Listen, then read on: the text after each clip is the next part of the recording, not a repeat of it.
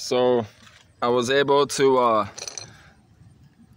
get a socket and get this loose. Bill ended up having a socket for the axle shaft, which ended up being 1 1/4, which takes off the middle axle nut.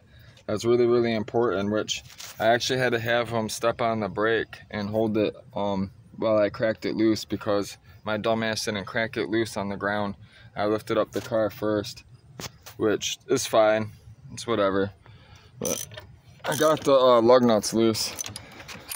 I wasn't going to make a video. I really don't want to make a video of this, honestly. There's so many videos to do how to do brakes, you know, and they're all the same pretty much on all the cars. Brakes are pretty easy to do on cars. The CV shafts, you know, a little bit more complicated, only because you got to take the knuckle off and the ball joint, and sometimes the ball joints, like on Audis and stuff, from my experience, don't ever take those bolts out. You take the lower control arm, the ball joint, you don't want to ever take it off. Once you take it off, that bolt, it'll never be strong. It'll break. So in the salvage yard, the salvage industry, the junkyard industry, the import yard that I worked at, Michigan Imported Cars, which was actually a really good place.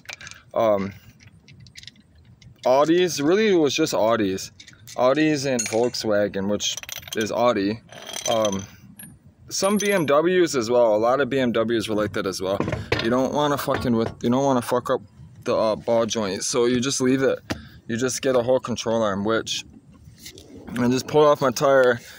I'm hoping to find a screw somewhere, which I haven't seen it yet. Looks like that might be it right here. I don't know.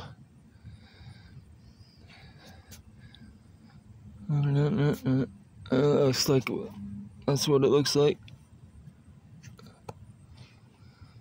I have a feeling that's it. That might be that one. No, it's right here. There it is. Yeah, that came out. Yeah, I gotta plug it. There's the hole right there. Yeah, it's not too bad of a hole.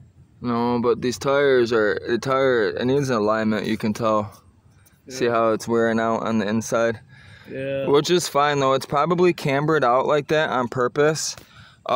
Whoever did the tires on the car, put this car together, they probably had it cambered out on purpose. And the reason why is when you have a tire out like that, you actually get more turning radius. The car has more of a quicker snap.